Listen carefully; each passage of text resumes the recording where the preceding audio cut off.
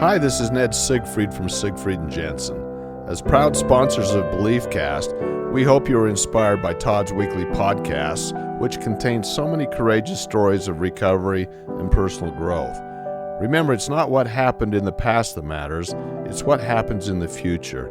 We invite you all to work hard and be optimistic about your future. Enjoy today's podcast. Weston and Kelly Clark, well, welcome to the show again. Thanks for coming today. Thank you, Todd. Seriously. Thanks for having us. I cannot wait for our followers and listeners to hear your amazing stories. And welcome to all of you for being here on the app and following me on the BeliefCast. We are where we are today because of you, so thanks for believing in me and supporting this great thing that we're doing here. We're sharing amazing stories of people who have been through things that you'd never would dream of. But it also proves to all of us that we can get through anything. And so today's going to be no different right now with Weston and Kelly Clark. They're married, but I met Weston actually when he was in rehab a few years ago. He didn't know Kelly at the time. And thankfully, because you two met each other, I got to meet Kelly. And both of your stories are phenomenal. You know, I said this about Weston's story. It's one of the biggest comebacks I've ever seen in my life until I listened to Kelly's. And I was like, wow, well, I think she might have you beat just a little bit.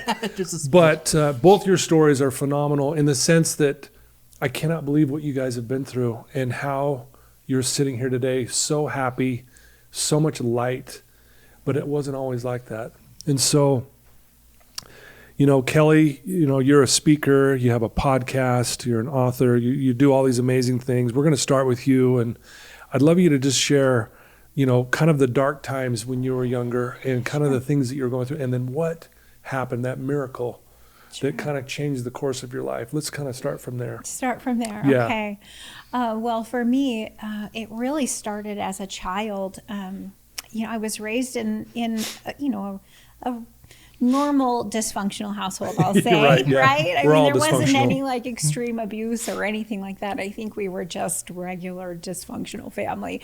But you know, about 7 years old, I really started to struggle with mental health issues. And back then, this was the 80s, and I think they just didn't really understand it as well as they do now. So they saw these kind of behavioral issues that were really panic attacks and anxiety and depression. And as a little girl, I just didn't have the coping skills to deal with that. And they didn't really know how to help me, even though my parents really tried. Right. And so that started, I mean, just as a little girl, that really started this momentum into a life of not being able to regulate emotions and making decisions, anything I could do to get myself out of the emotional pain that I was in. Yeah. So, yeah. And that, you know, started with food addiction, honestly. As a child, I have parents that have struggled with food addiction. And so that really primed me, I think, for the drugs and alcohol that came at 13 and 14 years old.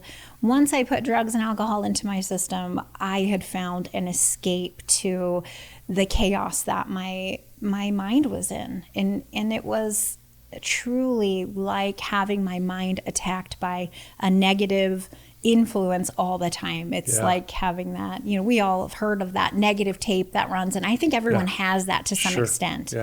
But mine felt just like it was constant, day and night, and really tortured me. And I just had this feeling that I was less than, unworthy, unlovable. Those are the words I can remember telling myself as a little girl. So I think a lot of us can relate with that narrative. I mean, I think everyone on some level, like you said, goes through that. And then when you know, throw addiction on top of that, it magnifies it 1,000 times. And so, so you're going down this path now, you're struggling, and you know, you're now been opened up to the drug world. Right. Which you went all in, and kind of talk about, you know, what that led to and the things and the behaviors you started to do. And then how you had that miracle happen. Well, it's so interesting when you open yourself up to these self-destructive things and you think that they're going to help, or there's a part of you that thinks it's going to help, but really what it does is it digs that hole deeper inside. but there's a part of you that doesn't care because there's a little bit of an escape in it. So you just kind of have this cycle going on, and that went on for years with me. And as those things added up, placing children for adoption, serious self-injury that landed me in mental hospitals and things like that, over the years, those types of sort of labels sort of stacked on my arm and really compounded the problem. And it went on for so long. It just felt, I think, to my family and to everyone around me that it was never going to end. And addiction is and mental health, it can be so progressive. And so in my late 30s, after years and years of struggling, it just sort of hit an explosion where I found heroin, and it went from really bad to like so much worse in losing the children I did raise, and then ending up on the streets, supporting my habit with prostitution, and getting caught into a world that even somebody who had a lifetime of drug use was not prepared for in any way, shape, or form. And that opened up a whole new level of darkness and struggle. Wow. Yeah, I mean, again, I can't even imagine what that was like. And I'm sure you had these moments of like, I can't believe I'm in this position. Yes. Because I know you didn't seek that out. Like, okay, this is my plan. Right. But here you find yourself doing things you would never dream of doing. Never. How did you make it through that? How did you, I mean, I don't know, talk about that just for a minute. Like, how did you navigate that? It is incredibly surreal. And I can remember being in it and just describing it, like it's like being trapped in Wonderland, like Alice in Wonderland or something. You're trapped in this underworld, and it's the real world because it's what's going on in the world. But when you're living a life that isn't involved in those things, like you just see people going to work and all of that. But when you live in the underworld and you understand what people are doing on their lunch breaks, and you're seeing this entirely, the drug addicts, the drug dealers, the gang members, and all of that's happening. It is this weird reality. And I thought, how did I get here? And you know, you can't believe it yourself. Honestly, I couldn't believe it myself. But, So you had a moment where things changed. Yes. And talk about that experience, because it's really profound. And I know when you first shared that with me, it really hit me. Yes. So talk about that with us. Yeah, there were kind of a series of events, but just things were really bad. But I had an experience, a spiritual experience, and I won't go into all the details of that. But it gave me sort of this spark of like, okay, I see all this dark stuff happening around me, but maybe there is light. And maybe if the dark spiritual stuff is true, maybe the good spiritual stuff is true. And it opened up my heart enough that I began to pray for the willingness to be willing, which is all I could do. I had no idea in the condition I'm in. I'm an IV drug user. I mean, I am in that world. You're so far from a regular life, and people have given up on you. You know statistics, and it feels so hopeless. It's like being just down at the bottom of a pit. How do you get out when you can't? And so, but I began to kind of do that praying of the willingness to be willing sort of in my heart. And I do believe that God created the circumstances for me to be willing. And that meant I had to go through some harder things for a while. It had to go from bad to worse. And I found myself, really trapped in a group of individuals that were really evil and dangerous. And but in that darkness and terrifying experience, I began to turn to God and began to kind of crave that light. It was like I knew I wasn't evil. I knew I wasn't evil, and that I didn't deserve what was happening to me. Yeah. But really, truly, there was a moment when I prayed on my knees, where I did an unconditional surrender in circumstances that I didn't know if I was going to live through or get out of. And I kind of gave up the fight of any circumstance. I just said, God, if you can help me, just know that my heart belongs to you. And I just surrender unconditionally.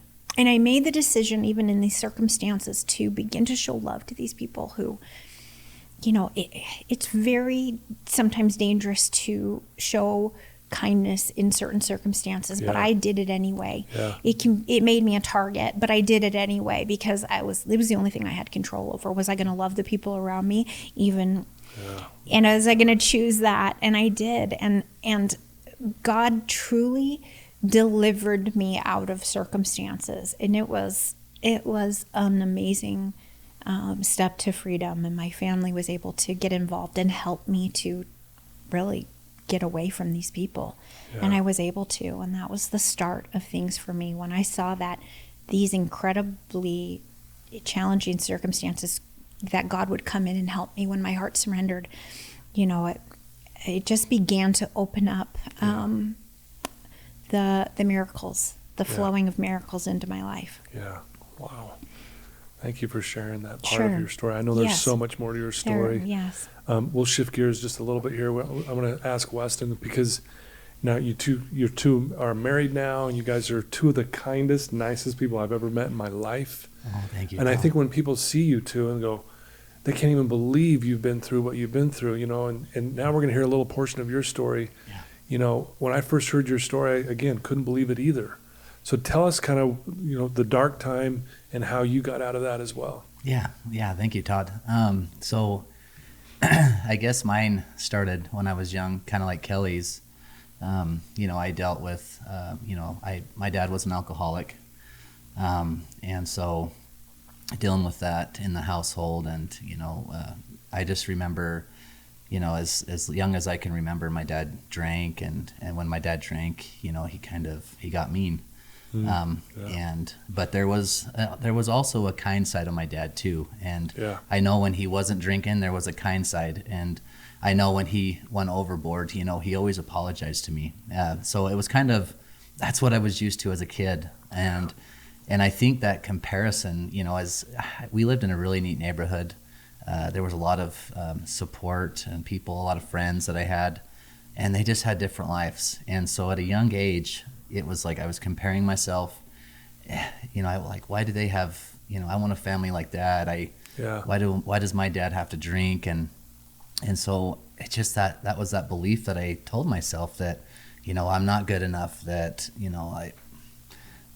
my circumstances are because of what I'm doing or how I'm acting as a kid. So I started to take responsibility for things that were going on in the house. And so that catapulted me. I always told myself that I wouldn't be an alcoholic because of my dad, but I chose drugs. And, that was like, well, I'm not going to drink, but I can do drugs, and that was okay. And that was kind of like that belief that it was okay. And so, drugs kind of just numb me. And at a young age, I loved, I went to church. My dad, that was one of the things that I was grateful for, that, he took me to church. And, as a kid, it was kind of like, I forced. And it's like you're going to church, but I was grateful for that, and at least I was able to check out and get out of the house and to feel some peace in my life. But the drugs just, I just started to escape and started doing drugs. And, it started with marijuana. And then, I remember there was an incident with my dad, and we got in a really bad fight.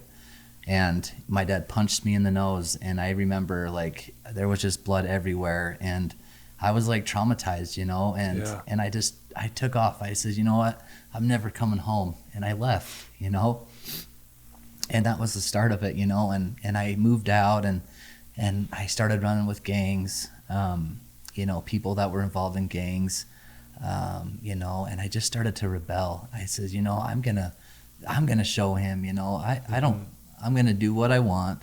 I don't have to live under his rules or his household anymore. And that kind of just got me into some dark places and some dark people. And that's when I started to experience methamphetamines and it just, the party life. And I did that for years. And there was little times and periods that I'd kind of, blew through a settlement that I received from when my mom passed away. She passed away when I was 10. And, I just, partied it all away. And I just found myself, alone in a dark place. And, it's, when the money was gone, there was nobody there. I just was like alone. And, and so I just, I got married, I met my ex-wife, was married, 3 kids, and we both were in active addiction.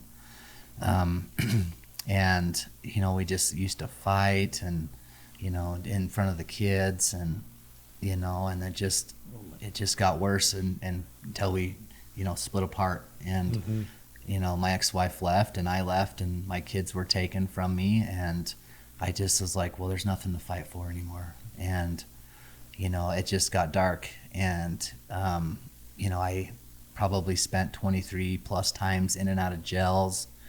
I became a thief, and I was just a thief, a liar. I just would rob from people because I couldn't keep a job long enough to afford my habit. And so I got into shoplifting, and I just, the more I think back and look at it, I was just hurt, and the drugs got to where, I would numb out and it helped temporarily, but then over time it just compounded, and Right. So there was a point where, I started to hit rock bottoms, and, I would go into jail, I'd get out of jail, on the streets, get back into the criminal activity. And I think for me, it was, that lifestyle, and that was what was hard for me to get out of because everybody was participating in everything, and everybody would co-sign my stuff, and everybody was everybody was sick, and I felt comfortable in that. I didn't want to get out of it, is because I'm like, this is it, this is my life. And I remember the point in the darkest of my time, I was living in this, I had, been strung out on heroin for like a year and a half. And, I was scared to go without it because I didn't want to be sick. Yeah. And I remember I was living in this camp trailer, and the conditions were just terrible. I mean, there wasn't heat. We had an electric heater to keep us warm. And I remember there was, rats that were infested inside the walls of this trailer. And I just I had my brother, bless his heart, he came over and to check on me, and he couldn't believe the environment that I was living in. And I didn't see it at the time, but when I look back, I think, dude, I can't believe I even went through that, or I even lived through it. But, living with rats in this trailer thing that you were in, right? Yeah. Just living with rats, and you thought, this is normal, or at least on some level. Yeah. Yeah. Wow. Yeah. And there was rats that had, dead, so it smelled like rotten animals. And, that was that darkness. And, there was a point that I knew that, the longer I started to use the heroin and the methamphetamine, I just got wore out, and, it's like, how much am I willing to take? But it took that for me to change, if that makes sense. Yeah. Yeah. Again, your stories, I think when people look at you, they can't believe what they're hearing right now. Mm-hmm. And again, it just shows that all of us can go through something really difficult. It doesn't matter where we come from, what we look like, what our upbringing may be. Mm-hmm. We all can get ourselves in these dark places if we don't have the proper guidance, or if we have a bad environment that we grow up in, and we don't have the support, that kind of thing. But when I first met you, Weston, was at Wasatch Recovery. And my first impression of you was like, this is the nicest dude I've ever met, right? I mean, Yeah. Kelly, I mean, you really are the nicest He's so dude. nice. And Yes. and it's not fake either. Meaning, at first I was like, is this dude for real? I mean, he's in rehab. Why is he Yeah. smiling? Yeah. You know, and you had so much compassion and love, but again, your heart's so big that you feel so much hurt though at the same time. And again, listening to your story and what you've been up to, and I feel that way about you too, Kelly. But then, you know, what's amazing is you two found each other, Yeah. which is even more incredible. I know. And I know that's a big, long story, but what I'd like to talk about Yeah. is how do you guys do this? To not only individually, but together. How do you guys manage, you know, your own recovery, staying connected to God and your faith? Yeah. And because I think people are going, how do these two do it? Yeah. How do they do it? And again, you guys blow me away on how you carry yourselves. It really is amazing. Thank you. So how do you guys do this? Well, Awesome. I can tell you, like, this is the amazing part. You know, this is the joyful part. We finally figured out how to find joy. And it's not that things are perfect, because we are both recovering addicts. So this is hard stuff. And we lived in hard stuff for a long time. But, you know, I think because we both work our own individual recovery plan and we allow that for each other. He gets to do his recovery, I do mine. That's awesome. And I let him take care of his. So that's his thing, and I take care of mine. And, you know, we put God and our recovery first, even before each other, because we have to. And when the priorities are correct, everything else seems to work out. Plus, you know, he really is the sweet and nice all the time. So it's pretty easy to live with. And we just have a lot of fun. But awesome. we really enjoy it. We try to really enjoy it. It's just we're finally in the good part, I guess. That's how it feels. We made it through all that. And it's so amazing because, you know, we came out of it, and I think Weston feels the same way. Like, you come out of all that life and then you're like, who would I date? You know? Yeah. Like, how do you even begin to go on a date? Like, when do you tell them about the prostitution? Is that the second date or the third date, right? When do you tell somebody something like that? And hide your past. You know, it is what it is, and it's part of my story, and I share it so openly. And so the fact that we found each other and that our pasts get to be such an asset for our relationship. He knows what it was like for women out there doing what I did. I mean, he gets it. And I know what it was like for him, and we get that. And so the fact that that's an asset in our relationship is pretty incredible. Yeah. I can't even imagine how nervous you would have been to bring that up. Right. About prostitution and everything. You're like, how do I even bring this up?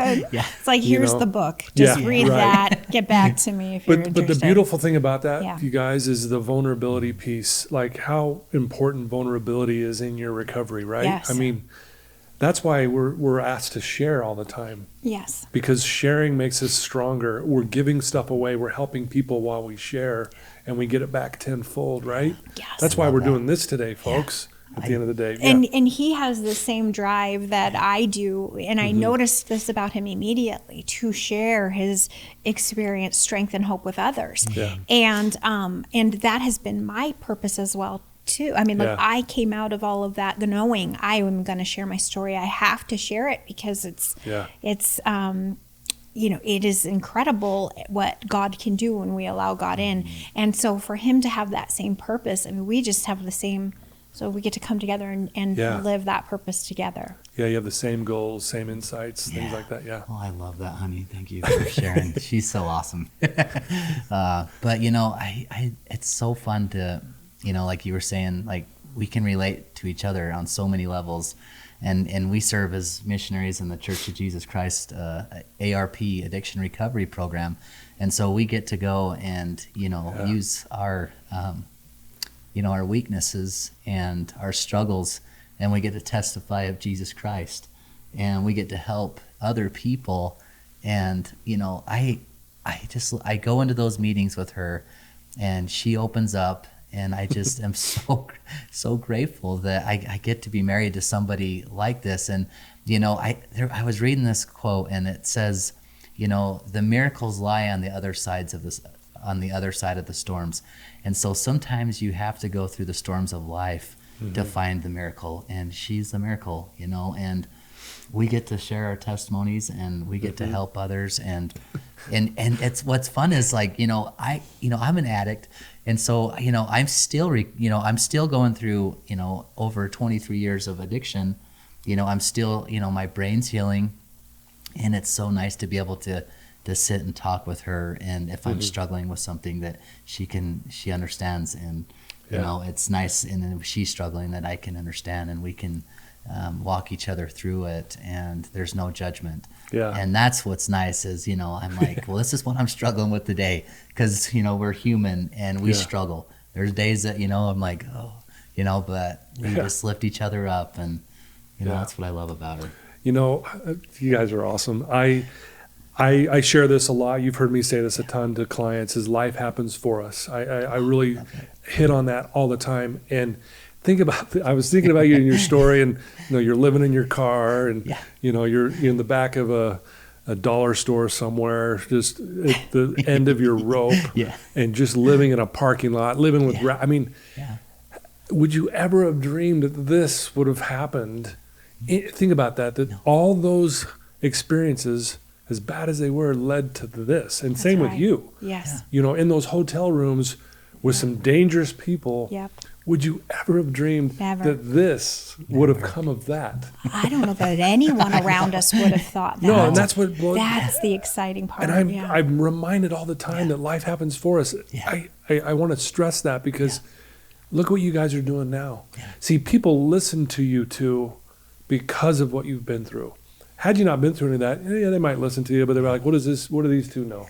But when they hear your story, they know a lot. Yeah. I want to listen to them because I'm struggling. It may not be the same thing, but these guys know what that's like. That's right. Oh, I love that, Todd. Yeah. That's such a good, I think about that. Sorry, honey, go ahead. No, you're first. Well, and so I think I'm reading a book. One of my favorites is Neil A. Maxwell, and I just love it. He has a book, and it's called These Things Give the Experience, I think. So I don't know if that's it, but close maybe. But all these things give the experience, or something like that. But it's just, life is an experience, and sometimes we go through hard things, like you were saying, for a reason, and it's a learning experience. Like, I've had opportunities, like in the last year or two, of like going into hard situations, like my dad just passed away from alcohol. Right. And, I just thought like that, to be able to push through that anxiety and fear to, go and set things aside of the past, and to be able to lay, next to my dad and just, love him and laugh with him. And that's what life's about, and we can do hard things, we can do hard things. Yes. And I believe you when you say that now. Yeah. Because of what you've been through. Yeah. Yes. But and I also believe that sometimes the hard things, even when we're in them and we think, how could this ever be for my good? Those are our vehicles to the light. Those hard things are our vehicles to God, to our own understanding of God, to our relationship with God.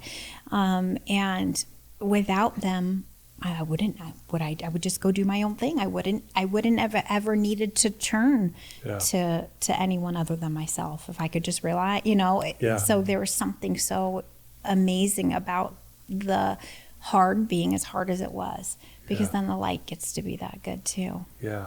Wow. Very well said. Yeah. I want to ask each one of you, like what gets you going? Like, what ignites you? What gets you out of bed in the morning? What is it? I mean, you guys have such good energy about you. What is it? And I know your faith plays a big part in all that you do, and you guys aren't afraid to talk about it. And I love that about you too as well. But what gets you out of bed in the morning? What is it? So let's start with you, Weston. Put you on the spot. Yeah, let's hear what you're going to say. He's like, I was going to steal Kelly's, but now you're going to. Oh, that's a great question, Todd.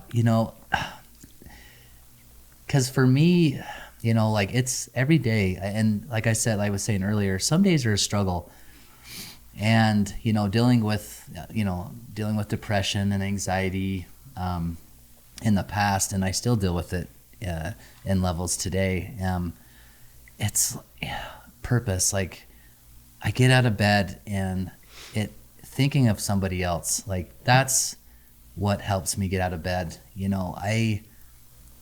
It's it's not about me anymore. And when I make it about somebody, getting up out of bed, going to work, reaching out. I mean, I do outreach calls. People call me that are struggling, and just to be able to know that, and to, that gives me light. When somebody is calling and reaching out to me, that I can better someone's life, maybe share some light, hope with somebody. That's what gets me up every morning, because there's part of me. Do I want to, sometimes depression, you want to lay in bed, you just want to lay there. Some days it's like, do I want to get up? And then it's like, I push through it, and it's like, isn't that like, yes. It's like and just thinking of somebody else, whose day can I make today? Wow. Who can I reach out to? Because there's plenty of people struggling in this world. When I make it about somebody else, it just motivates me, Love it. Yeah. Beautifully said. Kelly, how about you?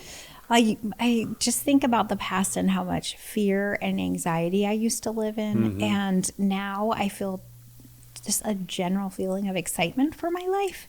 And so I guess what gets me up is I'm excited. I get to grow today where I never used to be able to grow. I was stuck at like this perpetual 13 years old and dark and moody. It's like I hit my emo phase and I stayed there for 30 years, right? But I get to grow now. So, like now I'm in school. I get to serve with Weston. I get to have this fun relationship with him, rebuild relationships with family. So I think just the general excitement for life. But underneath all of that is the greater purpose. Yeah. And the greater purpose is giving this back to others and sharing our testimonies. I love it. Yeah. I love it. As you guys were talking, we've had, there was a couple of mutual friends in recovery that drove down to be a part of your addiction recovery group. You know who I'm talking about, right? Yeah. Yes. So, and I met with one of them, in my outside practice, and they were telling me how impactful that was for them and that they needed that. So I just want you to know, like, that's what you guys are doing. You're sharing your light and making a difference in people's lives. It just blows my mind.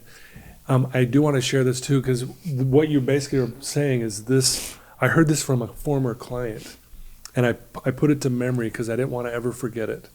And here's what he said. He said, I tried to find myself I could not see. I tried to find my God eluded me. I tried to find my brother and sister. I found all three. And I thought, there it is.